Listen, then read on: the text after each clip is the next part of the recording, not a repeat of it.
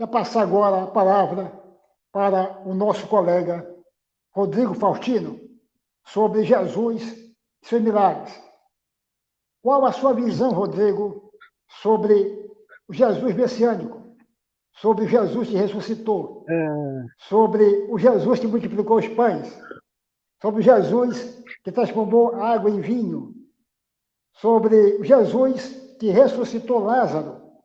Diga para nós aqui, todo mundo está ansioso para ouvir a sua opinião sobre Jesus messiânico.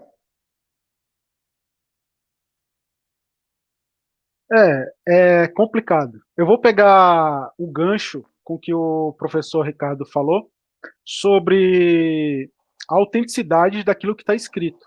Porquanto boa parte dos escritos foram realmente redigidos de 60 a 70 ou mais anos depois do possível relato.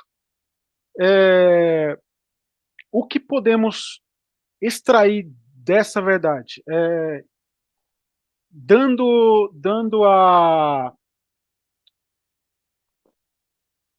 um voto de confiança para que parte do relato tenha sido, vamos dizer assim, passado de geração em geração até lá a terceira geração escrever. Vamos dar um voto de confiança no seguinte fato: sabemos que para mesmo que algo fosse criado, ele não seria criado do zero. Vamos dar um voto de confiança para imaginar que houve, vamos dizer assim, um revolucionário que começou a falar contra o governo ou contra até mesmo o próprio sistema religioso da época. Só que esse cara, ele fez ali o que eu vou chamar, antes de chegar no ponto certo, esse cara fez algumas, vamos dizer assim, algumas coisas para o pessoal da época que foi extraordinário. E assim como hoje acontece, hoje em dia acontece de muita gente criar ídolos como Bolsonaro, Lula, cantores famosos, atrizes. Tem um monte de gente que cria ídolos humanos. Fala que esses caras são demais, que isso, aquilo, outro, e endeusa a imagem dessas pessoas hoje. Se a gente voltar a 300 anos, 200 anos atrás, por exemplo, na época ainda que ainda havia escravos, você vai encontrar senhores de engenho, dominadores de certas regiões populacionais, onde pessoas que não tinham estudo, seguiam essas pessoas e achavam que esses caras eram como deuses, faraós, pessoas endeusadas. E se a gente voltar lá há quase 2000 anos, realmente a gente vai encontrar muitas pessoas endeusando alguns homens que fizeram uma coisinha aqui, uma coisinha ali. Hoje em dia, chamam o João de Deus de homem de Deus, chamam o Edir Macedo de homem de Deus, chamam o Valdomiro de homem de Deus, com poucas coisas que esses caras, assim, poucas coisas mirabolantes que possivelmente acontece. Imagina há 2000 anos atrás. Então, vamos imaginar que houve um cara qualquer que começou a fazer isso. Em 1961, 1962, um cara chamado Marcos Ronchen, ele analisou muitos relatos do Novo Testamento e muitas coisas que estavam descritas a respeito de Jesus, e ele escreveu um livro polêmico.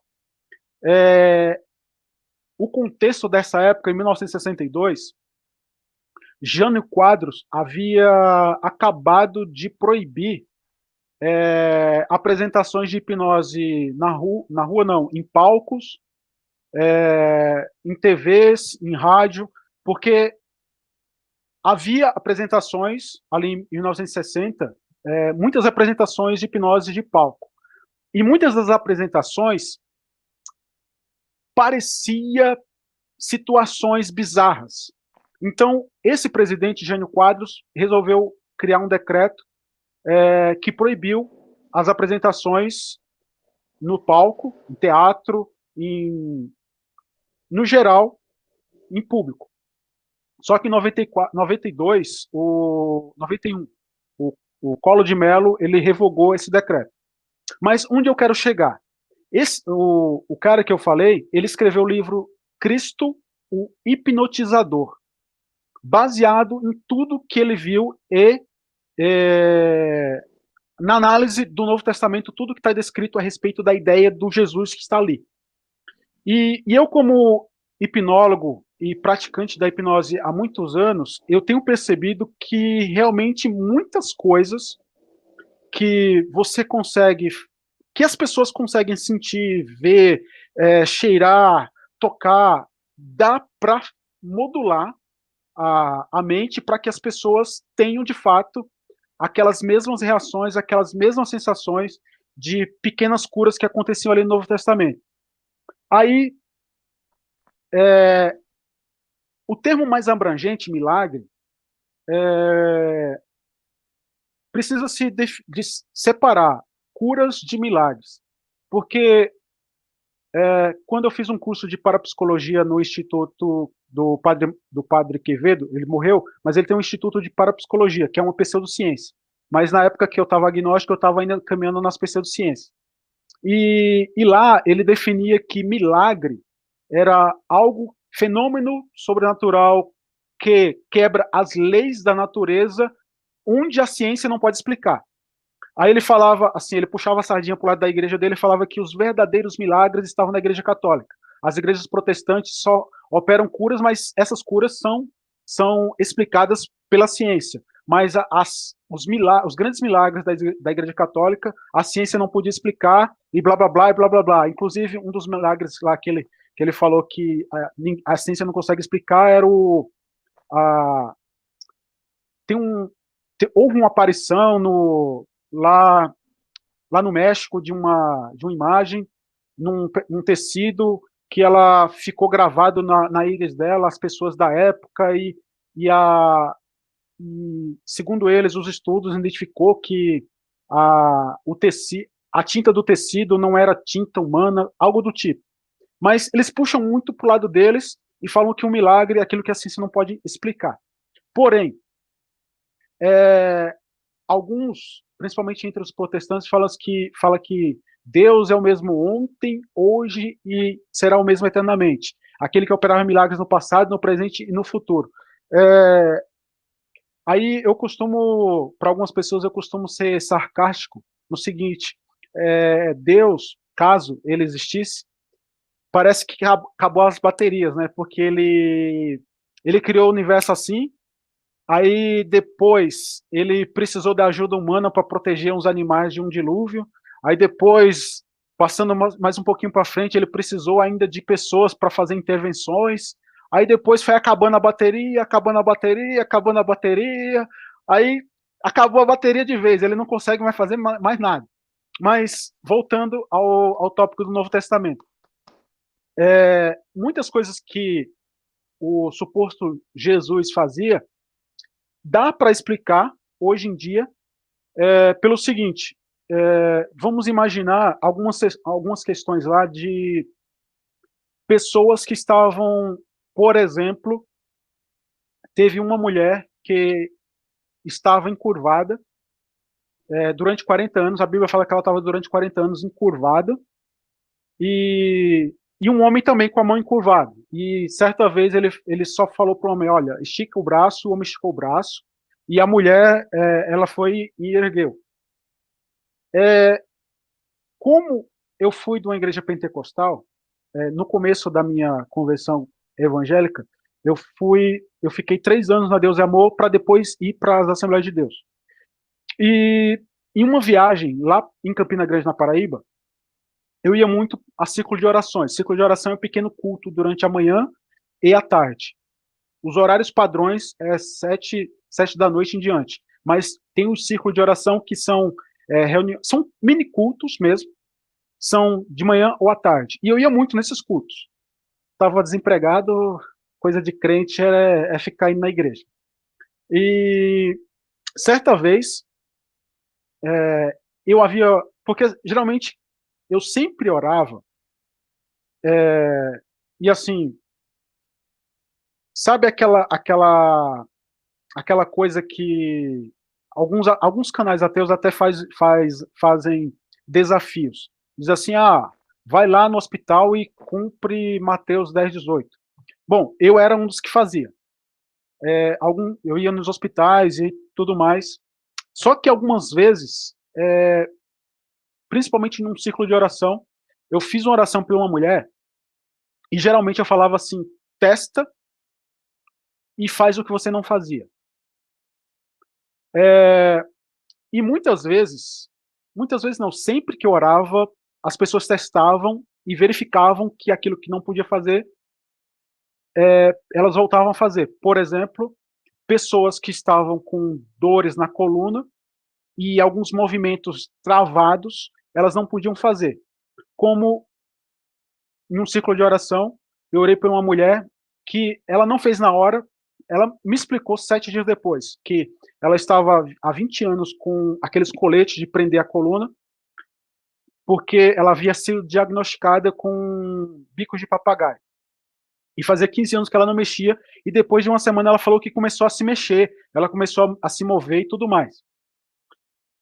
Depois eu vou explicar, com base psicológica, o que deve ter acontecido. E depois, em um hospital, em uma visita no hospital, eu sempre ia junto com uma irmãzinha lá nos hospitais, e certa vez eu vi na cama um jovem, ele era quase adolescente, e ele estava todo travado, ele não podia mover nada, ele estava totalmente travado. E ali eu tinha falado de Jesus para ele e fiz uma pequena oração e perguntei para ele, você acredita que Jesus pode curar? Ele falou, acredito. Aí eu fiz a oração para ele e falei assim, move o pé. Aí ele moveu o pé. Você podia mexer? Ele, não. Aí move a mão. Ele moveu a mão. Eu falei, então levanta da cama. Ele começou a andar.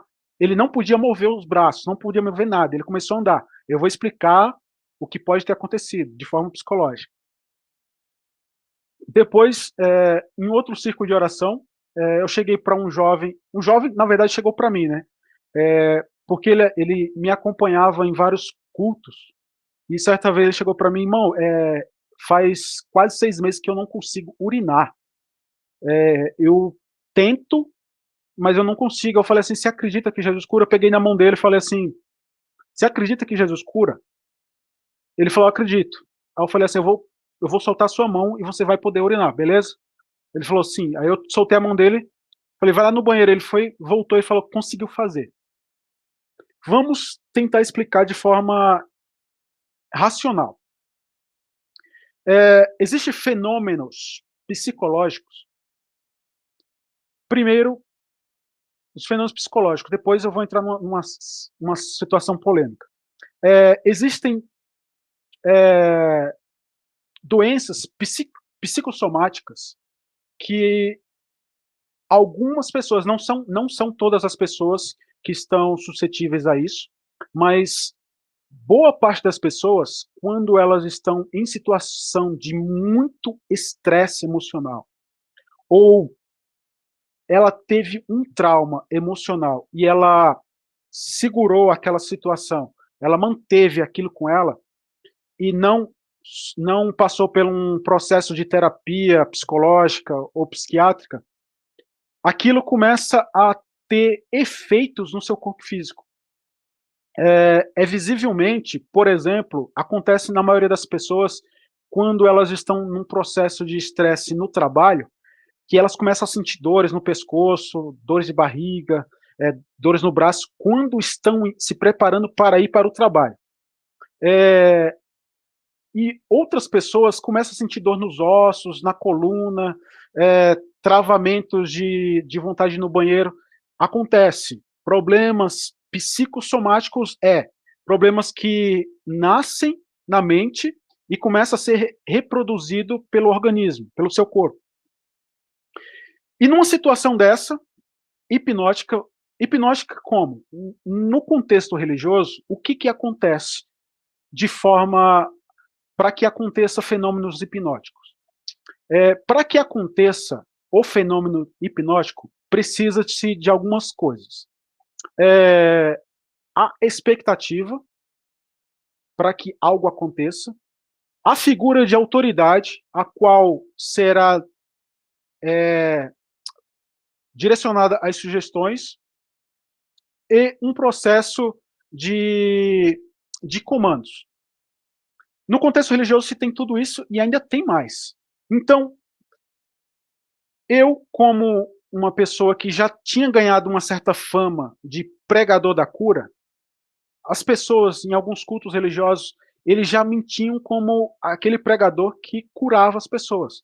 Então, geralmente, quando os cultos eram previamente marcados, ou quando algumas pessoas já me conheciam e estavam no culto, eles olhavam com uma expectativa que algo iria acontecer. Por exemplo, vocês têm isso hoje muito visivelmente nas igrejas pentecostais como do Valdomiro e do Edir Macedo, que existem cultos temáticos. Os cultos temáticos direcionam a atenção e a expectativa para determinado algo. Por exemplo, na Igreja Universal existe o culto do Espírito Santo, onde aquele dia é só para o Espírito Santo. As pessoas vão ali querendo, com expectativa elevada, somente por Espírito Santo. No culto de sexta-feira é o culto do descarrego. As pessoas estão indo preparadas psicologicamente somente para o descarrego. Culto empresarial e assim por diante. E a figura de autoridade. Como nos cultos do Valdomiro, ele já conquistou uma certa autoridade a respeito dessa situação. O ambiente ali já envolve um processo hipnótico. E uma coisa muito, muito importante que precisa ser destacada é que em 1970 e 80 foi feita uma pesquisa científica a respeito da hipnotizabilidade, para saber na população geral as pessoas que seriam mais hipnotizáveis e as pessoas que seriam menos hipnotizáveis. E destacou-se que mais de 80% da população é hipnotizável em algum sentido. E 10%, de 10 a 15% é extremamente hipnotizável. Esse extremamente hipnotizável é aquelas pessoas que recebem uma sugestão mesmo de olho aberto. Porque algumas pessoas, lá no meu canal, vocês vão ver alguns vídeos mais antigos, onde, por exemplo, pessoas que vê a mão dela pegando fogo, sem fogo, mas ela de olho aberto, ela vê a mão pegando fogo, ou tem situações onde duas pessoas queriam ver a avó que já morreu, e ela vê a avó dela que já morreu, e abraça ela, e sente aquelas emoções da avó que já morreu. Então, essas pessoas são as pessoas que eu considero extraordinárias. São as pessoas que conseguem ter um fenômeno hipnótico sem precisar de muito rodeio. Tem pessoas que precisam, sim, de alguns comandos específicos e demora o processo para a pessoa entrar num transe um pouco mais elaborado. E tem pessoas que não.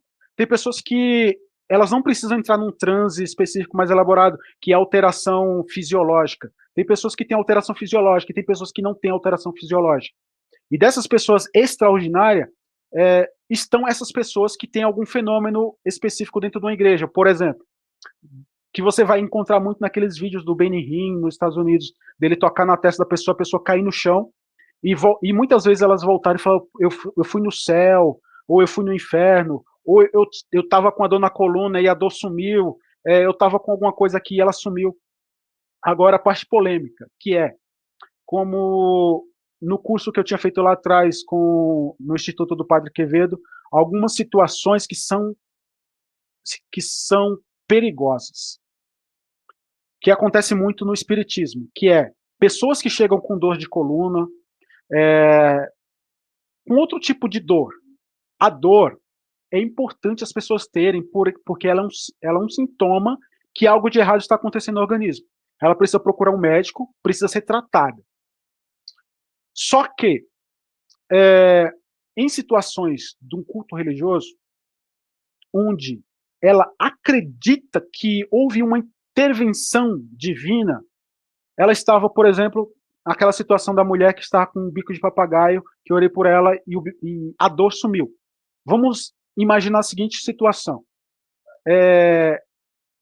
Eu não sabia que era hipnose, nada daquilo. Eu tinha a crença que aquilo era de Deus. Eu achava que eu era homem de Deus e que aquilo era de Deus. Mas vamos imaginar que ela não procura mais um médico para ver se aquilo está lá, porque assim, com a sugestão hipnótica, a dor sumiu. A dor sumiu.